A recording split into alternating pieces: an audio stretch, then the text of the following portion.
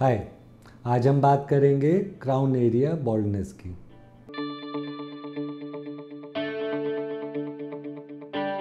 मैं doctor Arvind Poswal, doctor age clinic से। So this is what we call, इसे हम क्राउन एरिया कहते हैं। अब इसमें पूरा बाल 360 डिग्री में घूमता है। इसमें हेयर ट्रांसप्लांट में कई मिथ्स हैं। There are many myths and misunderstandings when it comes to the crown area. अब कुछ जो नॉर्मल गलतफहमियां होती हैं, एक तो ये होता है कई लोग बोलते हैं कि क्राउन में बाल उग ही नहीं सकता। तो देखिए, ऐसा कुछ नहीं है। ये प्रॉपरली बहुत अच्छी तरह से जितना आप डेंसिटी चाहो उतना डेंस हम कर सकते हैं। अब इसी में ध्यान रखने वाली क्या चीज़ होती है कि पूरा एक आर्टिस्टिक चीज़ चाहिए सबसे ज़्यादा। यहाँ पे बाल उगाना में आर्ट इतनी नहीं इन्वॉल्व होती, हेयरलाइन में होती है, उसी तरह क्राउन में बहुत होती है। क्यों? क्राउन में पूरा 360 घूमेगा बाल, और वही चीज़ हमें नेचर को रेप्लिकेट करना है। नेचर ने जैसे दिया है वो इस तरह से देना है कि देखने वाला है इससे देख के बोल ना पाए कि ट्रांसप्लांटेड है। ठीक है। दूसरी चीज़, कई बार लोग बोलते हैं कि ट्रांसप्लांटेड बालों में, क्राउन एरिया में जब हम ट्रांसप्लांट करें तो बहुत ज़्यादा बालों का ज़रूरत होता है, और इस कारण से पहले कई बार लोग क्राउन एरिया ट्रांसप्लांट करते भी नहीं थे।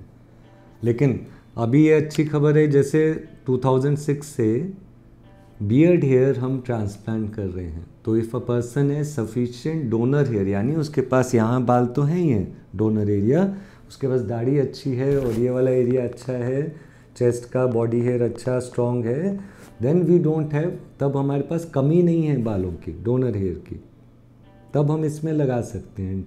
क्राउन में डेंसिटी के लिए यूजुअली ज़्यादा ग्राफ्ट का ज़रूरत पड़ेगा हेयरलाइन के मुकाबले। क्यों? क्योंकि क्राउन में बाल पूरे ऐसे फैले होते हैं 360 डिग्री में, वेरेज हेयरलाइन में एक के ऊपर एक आ जाता है। ठीक है, इसलिए क्राउन एरिया ट्रांसप्लांट इज़, मैं कहूँगा कि एक तरीके का टेस्ट होता है किसी भी डॉक्टर के लिए कि हाँ, अगर ये कर पाए तभी हम मानेंगे कि आप वाकई में फ्लाइंग कलर से पास हो रहे हैं। तो क्राउन एरिया बॉल्डनेस बॉदर भी बहुत करता है लोगों को।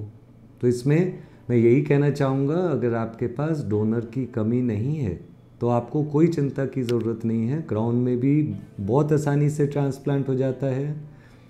ध्यान से अगर रखा जाए, डायरेक्शन, एंगल, सब चीज़ें, डेंसिटी, तो उसमें कोई भी चांस नहीं कि कोई कहने वाला, देखने वाला बोल पाए।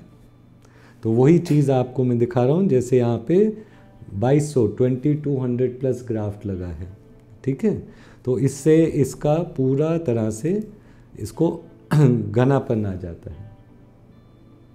अभी आप अगर चाहें अपना डोनर एरिया का पिक्चर्स आप मेरे को भेज सकते हैं। You can send me your donor area pictures so that I can check. उन्हें देख के मैं आपको बता सकता हूँ कि आपका डोनर रिजर्व कितना है।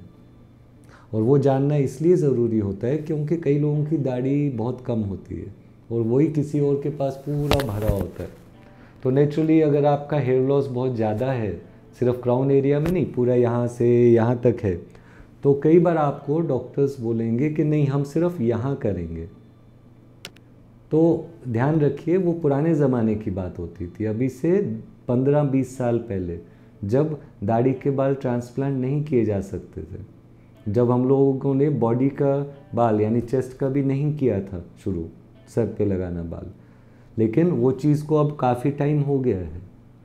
1999 में चेस्ट के बाल सर पे हम ही लोगों ने लगाए थे, 2006 में बियर्ड के भी लगाए हैं।